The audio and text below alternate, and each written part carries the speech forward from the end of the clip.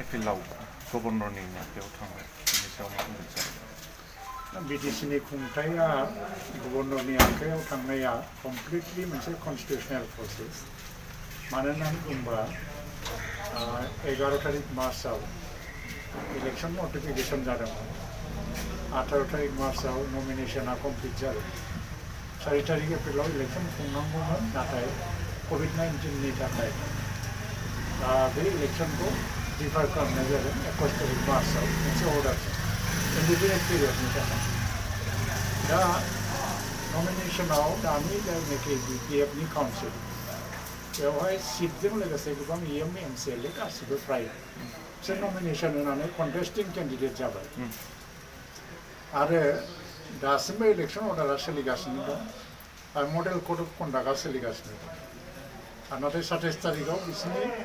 सिगांनि इलेक्शनजों 2015 मायथाइयाव जानाय इलेक्शनजों फैनाय जे काउन्सिल बेनि माबाया समा जोबफैनायाव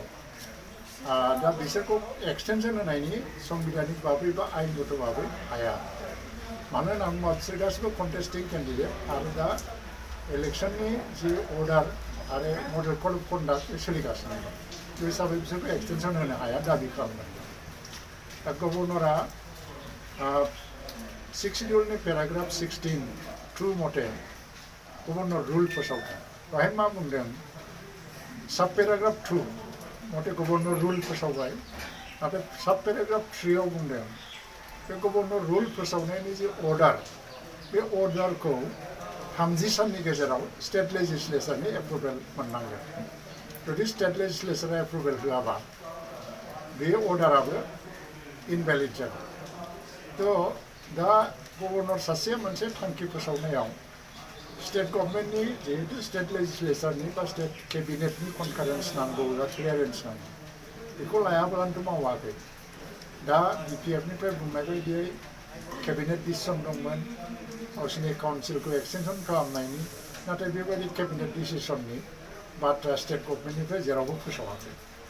दा गभर्नर सासे ओरैनो मावनाय नङा बेखौ दा ओंखायनो संबिधानावथ' बहुत प्रभिजन दङ पेराग्राफ 2, 6A 6 शिड्यूलनि बिनि आन्दारावबो प्रभिजन दङ नाथाय दा 16नि आन्दाराव लाबोदों पेराग्राफ 2 जों पेराग्राफ 16 जों इन्टार रिलेटेड मोननैजों मोनसे सोमोन्दो दंलायलायो थ' दा आं दाबि खालामनाया मा जे 30 साननि गेजेराव जि मोनसे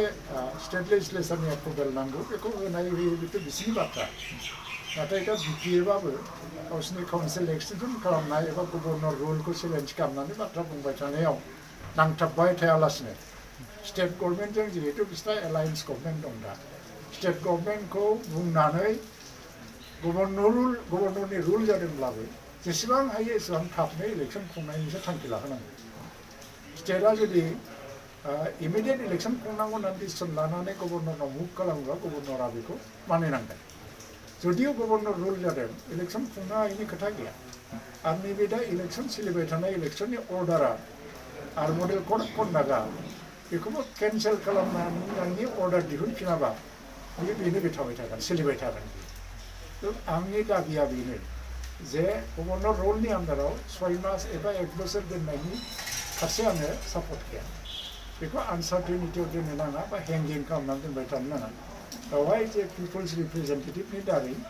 दाजानाय मोनसे काउन्सिलनि गभर्नमेन्टखौ जोंनो थाब नांगौ हिसाबै दा गभर्नर रुलखौ बारा गोबाव दोनालासेनो गोख्रैनो 1.5 मास 2 माससोनि गेजेरावनो इलेक्शन खुंनांगौ आरो अखानि बोथोरा फैनायनि सिगांनो बेखौ फोजोबनानै गोदान काउन्सिल दानांगौ आं बेखौसो दाबि खालामो आरो दा BPFआबो जिहेतु एलायन्स गभर्नमेन्ट दङ स्टेट गभर्नमेन्टखौ बुंनानै बेबायदि डिसिसन लानानै गभर्नरखौ मुभ खालामहोनो हायो आं बेखौसो खावलायगोन सारा गभर्नर खुंथायखौ वेलकाम खालामनायजों लोगोसे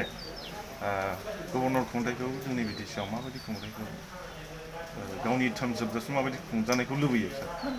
आङो गभर्नरनि खुंथायखौ वेलकाम खालामनायनि प्रश्न फैया बे कन्स्टिटिउसनेल बाथ्रा जोङो मोनसे संबिधाननि आन्दाराव दं 6 शिड्यूलाबो संबिधान आरो संबिधाननि सिङाव जों संबिधान बादि सोलिनांगौ कन्स्टिटिउसनेल प्रसेस वेलकाम खालामनाय खोथा गैया